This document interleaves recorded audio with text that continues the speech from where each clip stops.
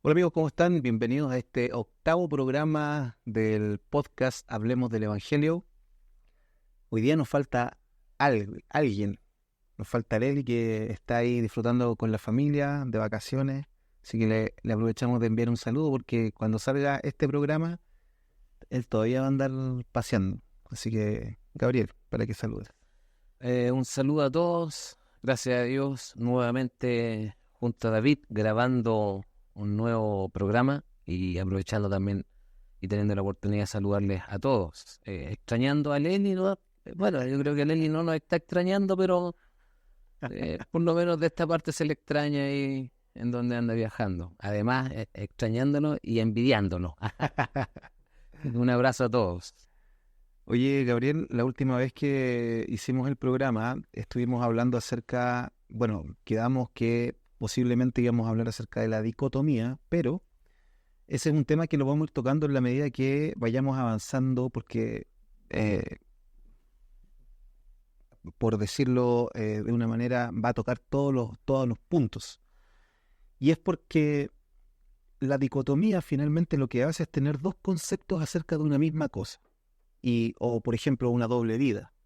Una vida en la iglesia o con la iglesia y una vida en no sé, en tu trabajo o en tu casa. Y es como que nosotros dividimos las cosas. Y es por eso que tenemos tantos problemas con los conceptos, por ejemplo, el concepto de libertad, el concepto de amor, el concepto de, eh, bueno, en fin, todos los conceptos que nosotros entendemos hoy día, los entendemos desde un punto de vista humanista, o sea, estamos influenciados por toda la filosofía griega que hemos recibido la enseñanza de los colegios en nuestra sociedad. Toda es una formación humanista. Entonces todo está centrado en el ser humano. Pero cuando nosotros vamos a la escritura y empezamos a leer la Biblia, muchas veces interpretamos estas verdades bíblicas con los conceptos humanos, humanistas, que están centradas en el hombre. Entonces, cuando leemos que Dios es amor, creemos que eso está 100% centrado en el hombre, porque nuestra mente funciona así, así hemos sido formateados. Sí, Entonces, bueno, y ese tema de la libertad es un tema muy que toca muchas sensibilidades. claro. Eh, No sé si, bueno, yo creo que te recuerdas, pero cuando recién comenzamos esta travesía, eh, hablamos mucho sobre justamente la condición del hombre, el hombre muerto, ciego, esclavo, el hombre en tinieblas, el hombre miserable para Dios.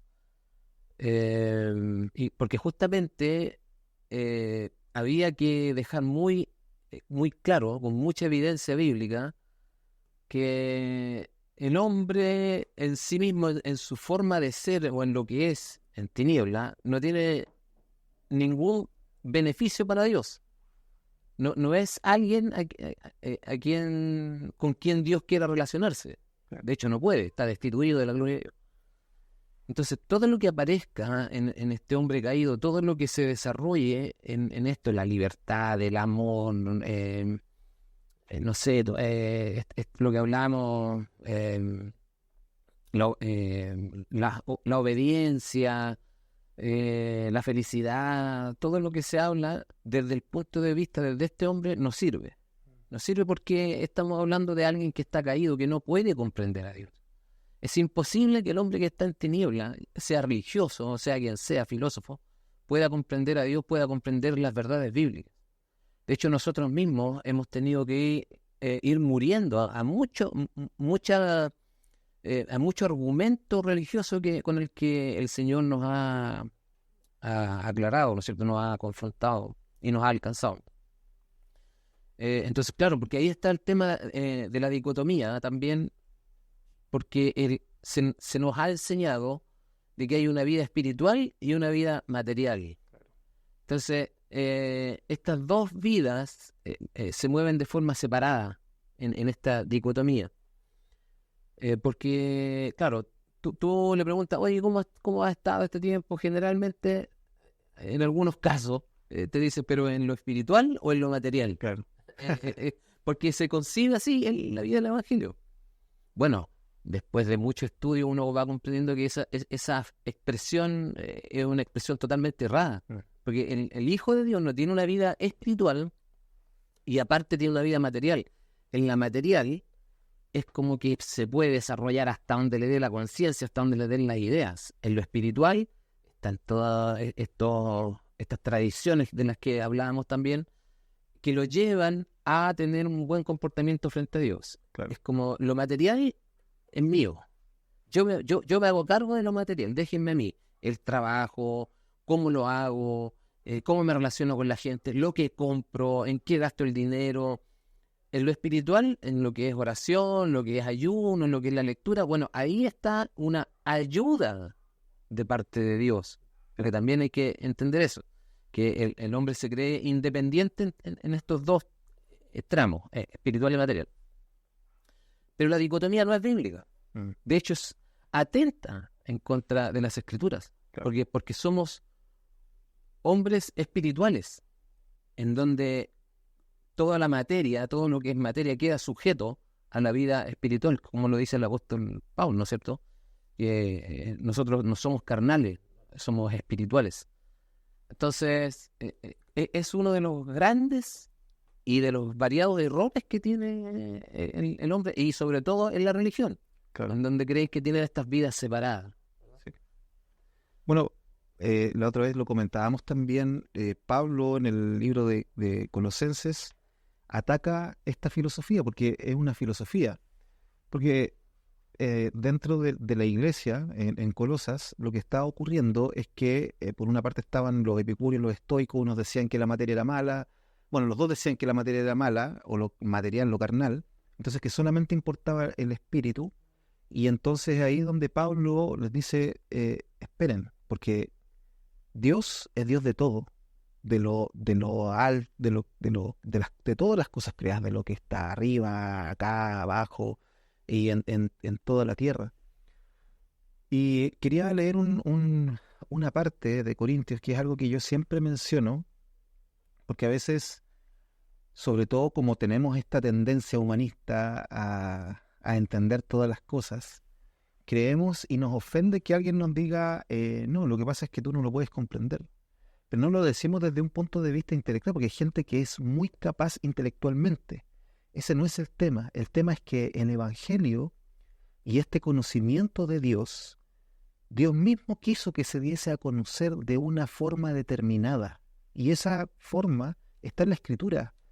Entonces, he visto algunas personas hoy día, me aparecen ahí en las redes sociales, que están queriendo convencer a las personas desde el punto de vista de la razón, dando argumentos cosmológicos, dando argumentos racionales, que por supuesto los hay, porque es evidente que Dios existe a través de las cosas creadas.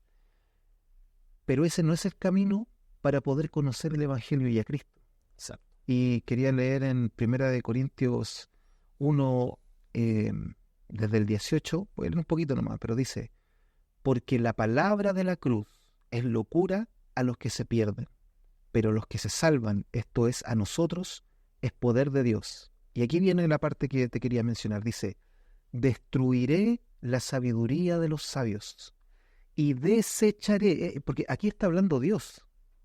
Y Dios está desechando, dice, y desecharé el entendimiento de los entendidos. No está hablando de las personas ignorantes, está hablando de la sabiduría de los sabios, de los grandes hombres que han moldeado las grandes filosofías que hoy día imperan en nuestra sociedad, y de los entendidos, de la gente que entiende cómo las cosas funcionan.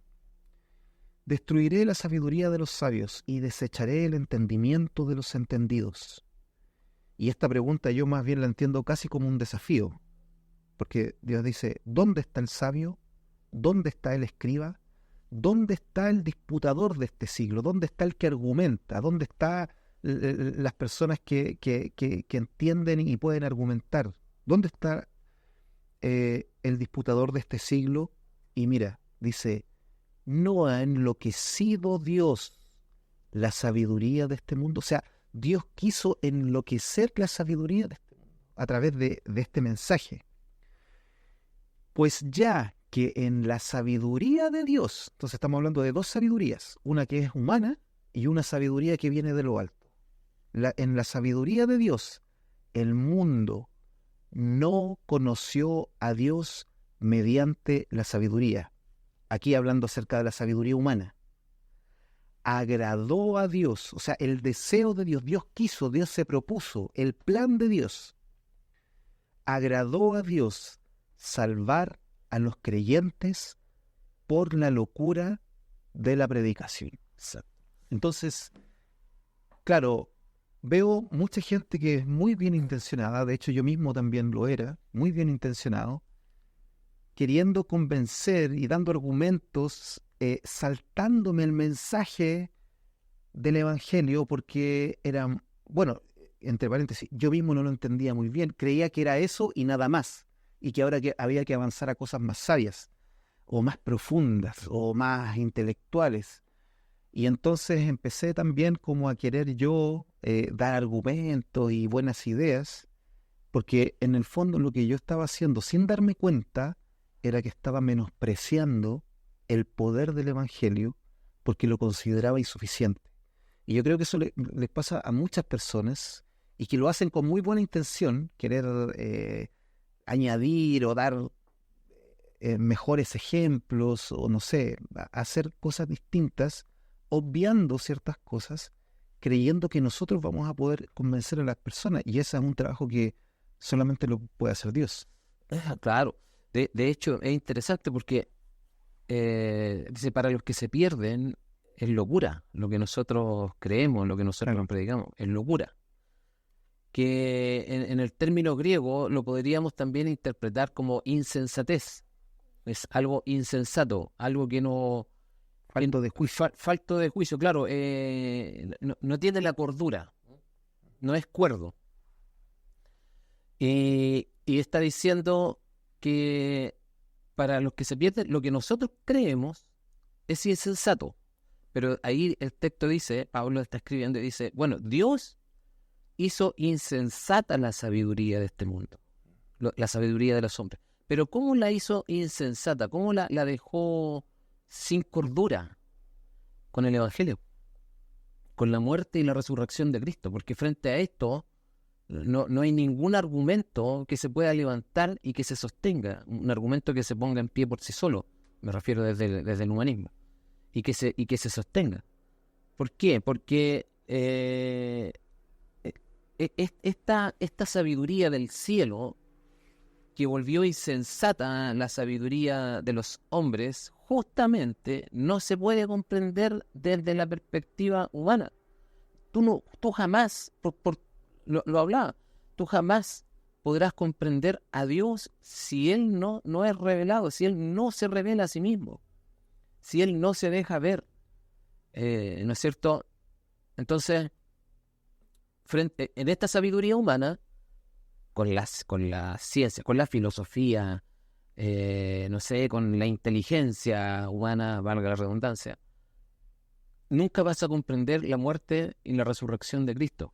¿Por qué? Porque hay un hecho muy interesante en todo esto.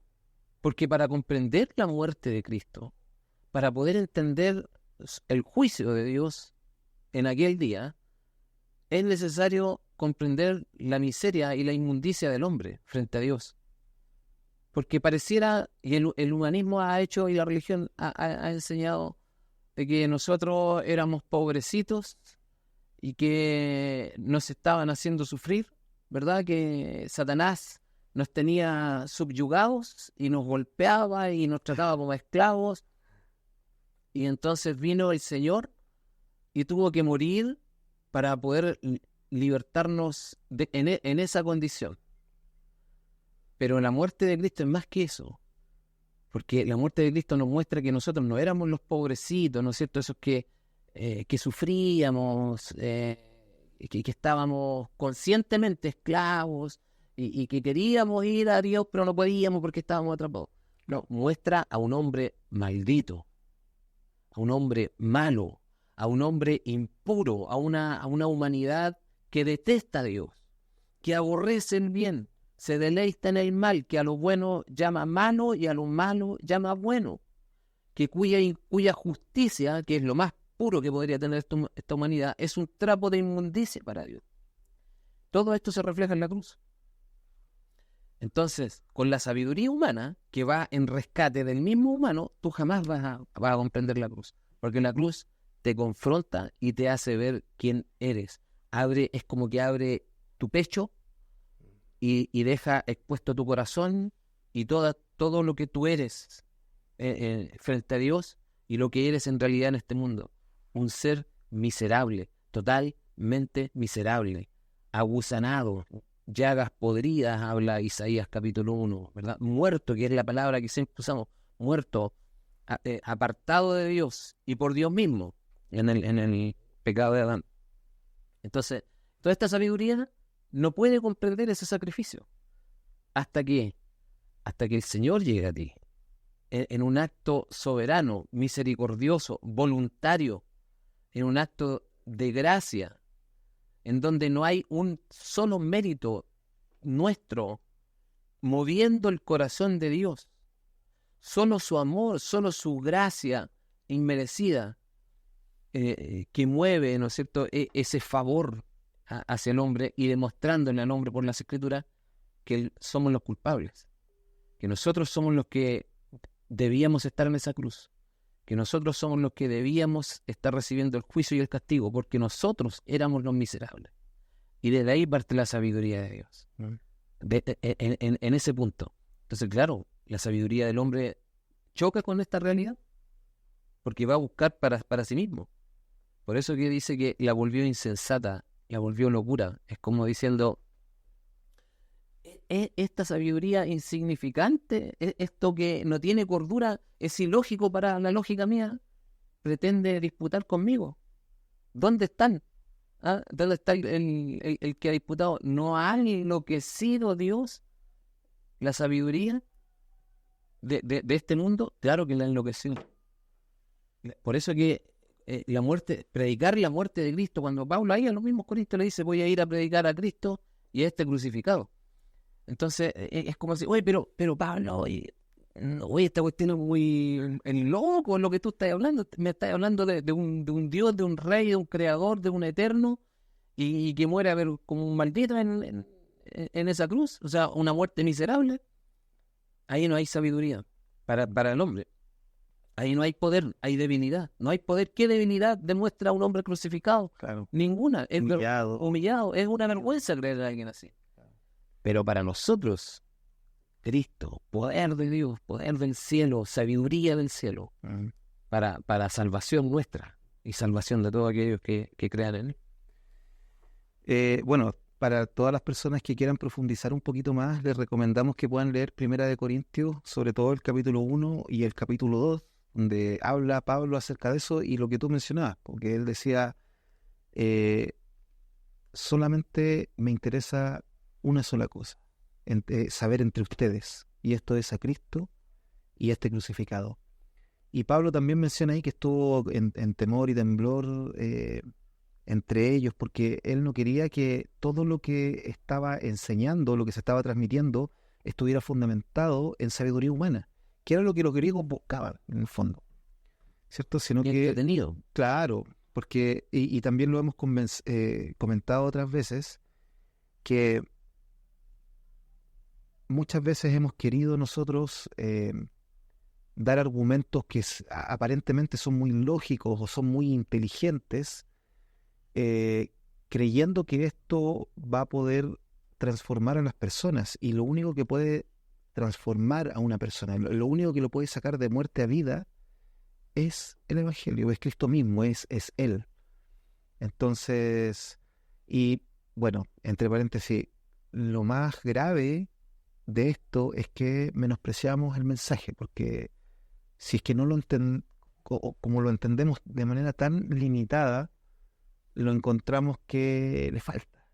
Claro. Entonces, como le falta, nosotros podemos añadir. Y eso también pasa en toda nuestra vida. O sea, las personas a veces creemos que, mira, no, en mi trabajo, aquí no tiene nada que ver Dios. O sea, una cosa es la iglesia, una cosa es lo espiritual, ¿cierto? Las oraciones y todo eso, pero aquí en mi trabajo la cosa cambia, porque aquí se tienen que tomar decisiones. De hecho, cuando yo estudié 2 años teología aquí en Santiago, hace muchos años, yo tenía como 21 años, 22 años, yo creo, hace 20 años atrás. Y yo recuerdo que el director del Instituto Bíblico en ese momento nos empezó a explicar cómo funcionaba la organización, ¿ya? Porque yo estaba haciéndolo dentro de una organización evangélica. Entonces él se para delante, me acuerdo, y tomó un cuaderno que tenía donde se veía la administración de la organización. Y él dijo, bueno, aquí no, cuando tenemos las reuniones y cuando vemos la dirección o todas estas cosas, aquí no se ora, aquí nada, porque esto es 100% administrativo. Aquí no tiene nada que ver Dios, la Biblia, como esto es como solamente humano, natural. Y eso, si bien es cierto, está en menor medida o mayor medida en algunos, pero está presente permanentemente. No, totalmente. Déjame rebobinar una cosita que estaba recordándome, David, con respecto a lo que estábamos hablando recién. El hecho de prepararse también, esto de la sabiduría, ¿no es cierto? Como bien dices tú, que muchas veces se menosprecia y ¿sabes qué? Yo creo que lo menospreciamos justamente porque no lo comprendemos. Se menosprecia el mensaje de la cruz porque no lo estamos comprendiendo. Porque hay gente que ¿no es cierto?, que dice que conoce al Señor y cuando aprende un poquitito esto de la muerte de Cristo, dice ya, el Evangelio es para los que recién se convierten. Pero ahora vamos a la teología dura, a la teología profunda, ¿no es cierto? A la teología cabezona, como le llamamos. Y se van en busca de otras cuestiones. Y yo muchas veces me he encontrado con personas que se están preparando para debatir y se vuelven expertos en debate. ¿No es cierto? ¿Por qué? Porque para convencer a un científico se preparan de tal forma, para convencer a un filósofo se preparan de otra forma y estudian años para contender y poder convencer a este tipo de personas. Médico, da lo mismo. Porque hay gente que piensa así, oye, pero ¿cómo le vamos a predicar a la alta sociedad, a los médicos? Pues entonces no podemos ir con esto. Tenemos que ir más preparados. Y ahí está el punto. Claro, porque qué torpeza. Porque ese médico, ese filósofo, ese ingeniero, ese arquitecto, ese sabio, ese intelectual, está en igual condiciones que todos, Claro. para Dios. Esos que tienen olorcito fragante a intelectualidad, porque algunos se enamoran de los intelectuales, bueno, esos que tienen esa fragancia intelectual, en donde todo el mundo quiere estar al lado de ellos, están muertos, están podridos, huelen mal para Dios, son indeseables para Dios. Entonces, Al igual que el otro que no está en esa misma condición. el pobre, al que nosotros miramos mal. al que miramos mal, al que no tiene ningún atractivo, están en la misma condición. Entonces, para él, pongámoslo de esta manera, no queriendo ser despectivo con nadie. Supongamos, el ladrón, el que roba, ¿no es cierto?, el que delinque en este tema con robo, está en la misma condición que el que no roba, que es un intelectual y el que le habla al mundo. Ahora está de moda esta cuestión del cambio climático, todo esto.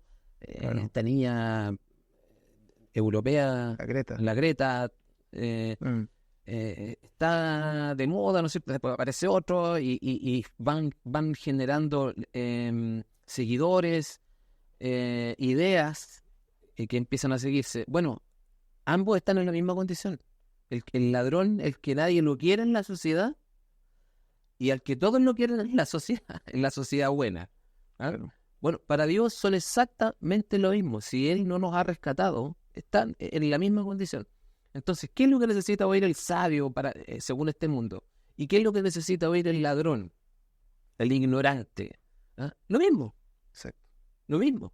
Que son miserables frente a Dios y que están condenados, justamente y eternamente condenados. a menos que en la gracia el Señor salga al encuentro de ellos y los rescate, como lo ha hecho con nosotros. Sin mérito, porque la inteligencia de ese hombre para Dios es basura, como es basura el robo del otro hombre. Entonces, la gente se prepara para debatir, querer convencer a que si está en la Escritura es el Espíritu quien convence al mundo de pecado, de justicia, de juicio. No la intelectualidad nuestra. Nosotros podemos desgastarnos toda la vida tratando de que un filósofo entienda el Evangelio y no lo va a entender. Bueno, porque tampoco a lo mejor lo estamos entendiendo nosotros. Entonces no se trata de tener un mensaje o una sabiduría superhumana para poder convencer a alguien. Porque esa superhumana no sirve en la sabiduría que viene del cielo. La única que puede convencer al hombre. Claro. Y en esta sabiduría, y ahí vuelvo a lo que tú decías, y en esta sabiduría humana en la que se ha querido comprender a Dios, aparece justamente la dicotomía como una corriente de pensamiento, una filosofía, ¿cierto? En donde el hombre en esa sabiduría que pudo comprender a Dios, dice ya, pero de aquí viene lo espiritual y lo material. Y desde ahí que lo espiritual empieza a quedar en un rezagado, está en un subnivel, y lo material pasa a ser más importante que lo espiritual. Lo espiritual pierde valor. ¿Por qué? Porque es un hecho aislado. A la muerte de Cristo creímos en esto, ya, bien, pero en lo material tengo que trabajar, tengo que estudiar, tengo que hacer esto, tengo que hacer aquí, un montón de cuestiones. Entonces, lo espiritual, lo material pasa a ser más importante que lo espiritual. Lo material, dentro de, no sé, de los templos, son más importantes. Las formas pasan a ser más importantes. Porque está la materia y está el espíritu. Y lo que es espiritual, que se considera espiritual, pasa a segundo plano. No tiene importancia. En menos sabio, en más sabia la materia. ¿Te das cuenta? Entonces, afecta toda la idea. El hecho de estar muerto frente a Dios afecta todas las ideas, todas las formas del hombre. Y el humanismo interviene en la mirada de todas estas verdades, de que la dicotomía no existe, no hay una vida espiritual y no hay una vida material, no existe, no hay argumentos bíblicos, no son dos vidas, es una sola. Entonces, por lo tanto, si es una sola, el Señor interviene directamente en mi trabajo. Ya no es mi trabajo, es el trabajo que Dios me ha provisto. En la típica frase esta, Dios es mi copiloto. ¿Ah? O mi socio. O mi socio, Dios es mi socio. Bueno, eso no ocurre, claro, porque hay una dicotomía, esto lo manejo yo. O muchas veces me he topado con gente que cree en el Señor, que tiene trabajo, tiene empresa, y dice, ya, pero el trabajo es una cosa y la iglesia es otra cosa. Claro. Hablando de sí mismo ellos, ¿no es cierto? Es como decir, no, aquí en el trabajo nos comportamos de tal manera y en la iglesia de otra manera. Claro. Por esta dicotomía. Pero el Señor, cuando salva una persona, cuando realmente la salva, interviene en todas las áreas. Entonces ya no es tuyo, ya nada es tuyo, aunque sí, aunque es nuestro, pero es nuestro por provisión de Dios, sea el trabajo o sea la cesantía. Estar trabajando o no estar trabajando. Claro. Tener abundancia o tener escasez. Todo es provisión de Dios. Así lo dice Pablo, ¿no es cierto? He aprendido a vivir en la abundancia y en la escasez. Sí. Claro, frente a todas estas cosas estoy preparado. ¿Y quién lo preparó? Dios. El Señor lo preparó para vivir abundancia y para vivir escasez. He padecido hambre, decía Pablo.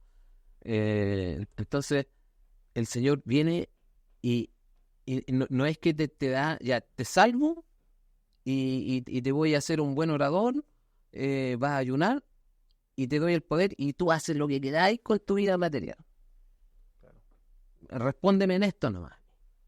Bueno, eso es una mentira, porque eso es una sola vida. Claro. ¿Te acuerdas? Entonces, esa famosa dicotomía no... Bueno, ¿te acuerdas que hablábamos la otra vez?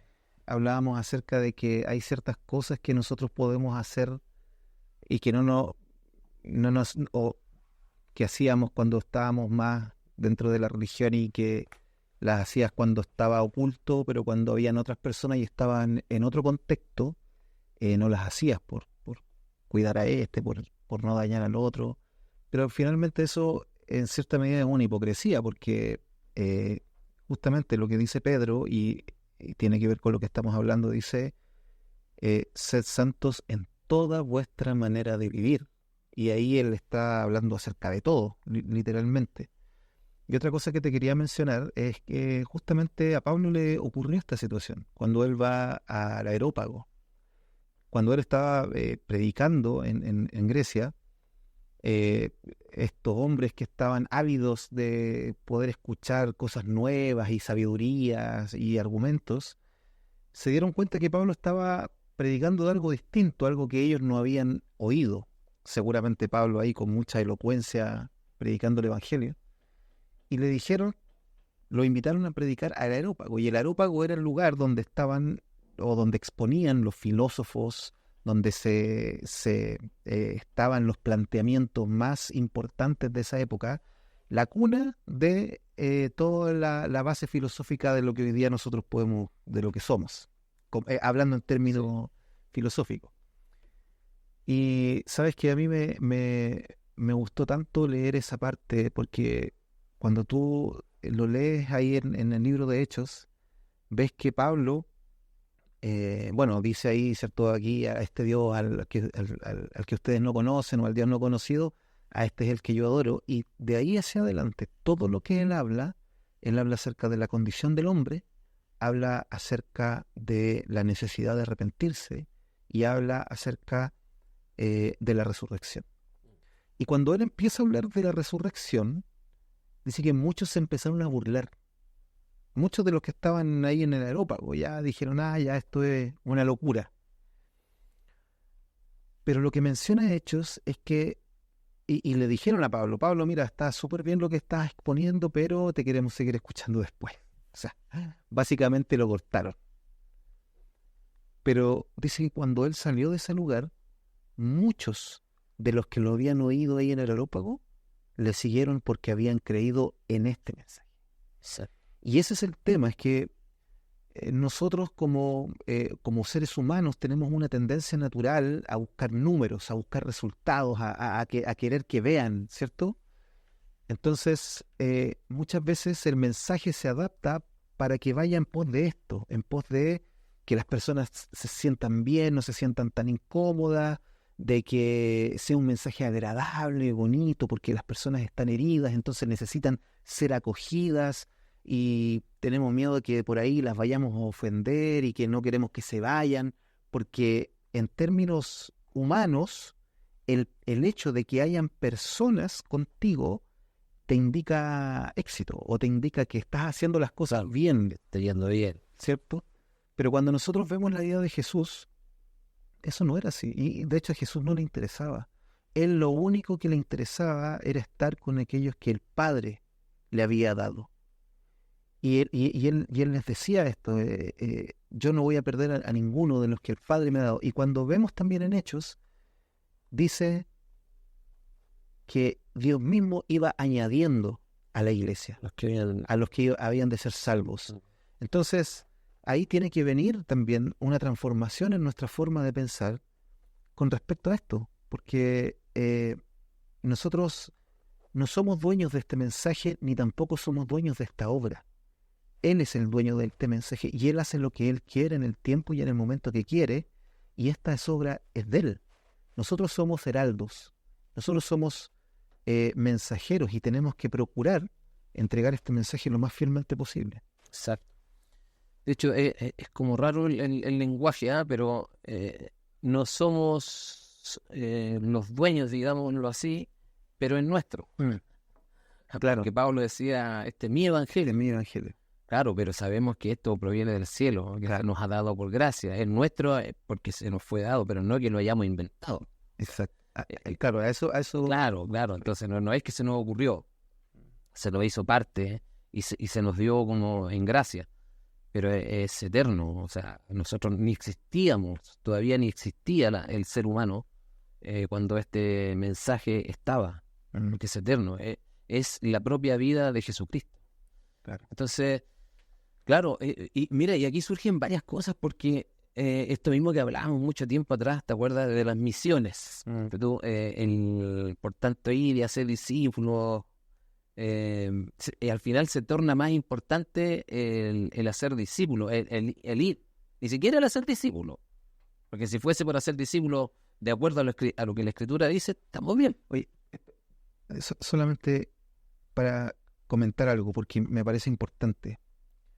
Este texto, porque claro, nosotros no podríamos desmerecer nada de lo que está en la Escritura, pero este texto, si nosotros lo entendemos de manera humanista, entonces vamos a terminar en puro activismo religioso y yendo a predicar cualquier cosa, o en los peores de los casos, ni siquiera predicando, sino que haciendo obras sociales.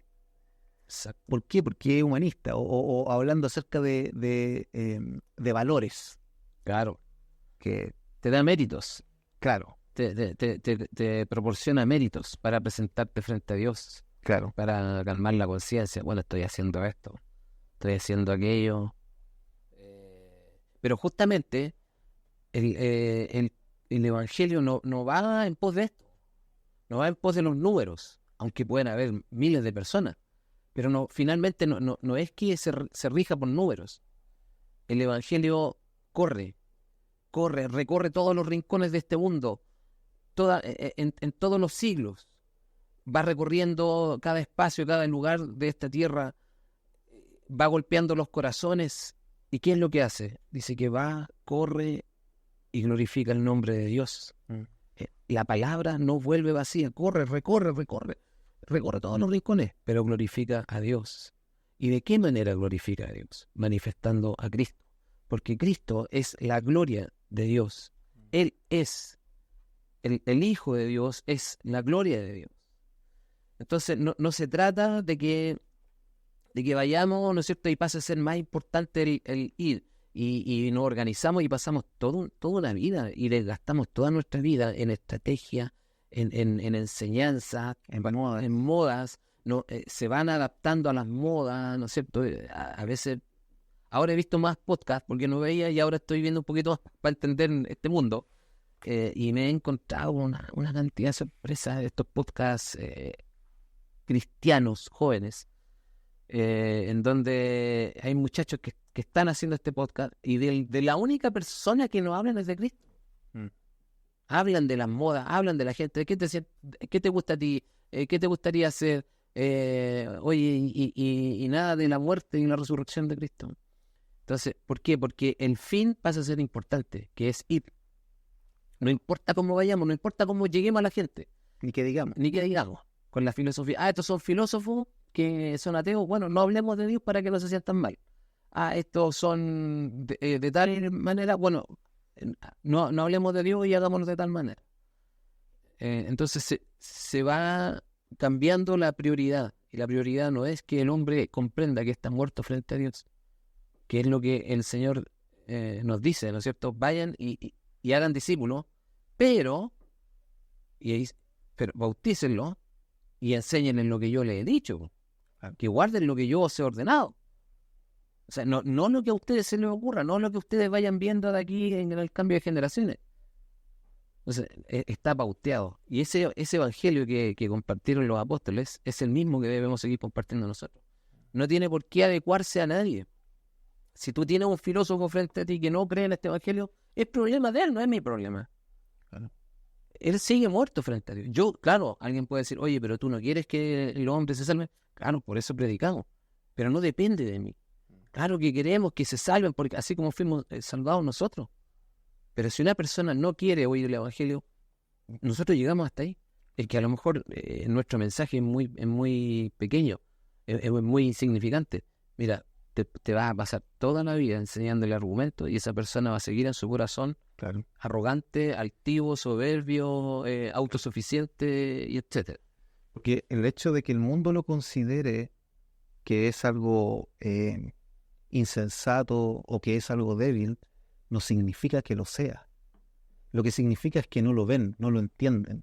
Está oculto, esto está atrás de un velo que debe ser revelado, tiene que ser, y por Dios mismo, esto es revelado, Dios mismo lo muestra, y cuando corre el velo de tinieblas, tú ves la riqueza, la sabiduría, esta sabiduría que sobrepasa cualquier sabiduría humana, porque toda la sabiduría y la filosofía humana proviene de un ser humano caído, de una conciencia, de un intelecto que está desviado. Por lo tanto, por muy grandilocuente que sea o que se escuche, nunca va a poder compararse con esta otra sabiduría. Entonces, bueno, vamos a seguir conversando acerca del humanismo y de todas estas cosas. David, solo para terminar.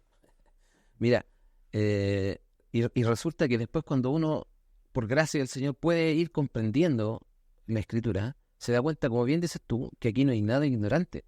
Porque cuando uno se pone a estudiar la muerte de Cristo y empieza a ver las profecías, oye, hay horas profetizadas, está la forma profetizada, todo perfectamente diseñado. Estaban todas las sombras del antiguo pacto, de la ley, todos estos tipos que apuntaban a Cristo. Entonces tú ves después y ves a Jesús haciéndose suyo cada una de estas palabras, diciendo: yo soy la puerta, yo soy el pan, yo soy la roca, yo soy el camino, y empieza a hablar yo soy el pastor, y todas estas cosas estaban habladas en la ley. Entonces después Jesús dice: bueno, todo esto que ustedes vivieron y estudiaron soy yo. Y ahí te das cuenta que no es ignorante, que hay mucho que jamás podremos comprender todo. Claro. Y cuando hemos ido comprendiendo el camino nuevo y vivo que se abrió en él, que habla Hebreos y que estaba profetizado, ¿no es cierto?, que se iba a poner un camino de santidad, y el camino dice que iba a ponernos en él como que fuese alguien. El camino estaba vivo, se acercó a nosotros, y después Jesús dice: yo soy el camino, y uno empieza a ir para atrás. Oh, aquí está, mira el camino trazado, aquí, y no termina nunca de entender solamente esta parte del camino. Y cuando ya creíste que lo habías entendido, pasa el tiempo y lo vuelves a leer. Y tú dices: oye, no había entendido nada. Y así y solo con el camino. Ni siquiera hablemos del cordero, ni siquiera hablemos del pan, porque cada palabra que él dijo de sí mismo es un universo de entendimiento. Entonces es como nos va a faltar vida para poder comprender siquiera lo más pequeño de esta sabiduría. Entonces no es algo ignorante. Es ignorante para el que se pierde, dice Pablo. Claro. Para ellos será ignorante, pero para nosotros que hemos visto, oye, no hay sabiduría, y lo dice un hombre que fue sabio, según la letra, Según los términos de este mundo. Él dice: no, esta cuestión es pequeña, no, esto no se acerca a esta sabiduría. Él sí lo podía decir. Entonces, no es algo ignorante. Así es. Bueno, amigos, estamos muy contentos de que nos hayan acompañado en este podcast, y espero que estén ahí esperando para el próximo capítulo, que seguramente vamos a estar grabando aquí mismo. Así es, un abrazo a todos. Gracias por los comentarios. Que Dios bendiga sus vidas. Así es. Comenten, compartan, y las preguntas que tengan también ahí las pueden ir haciendo abajo. Como todavía no son muchas, tenemos esa capacidad de responder todo. Sí. Un abrazo. Chao.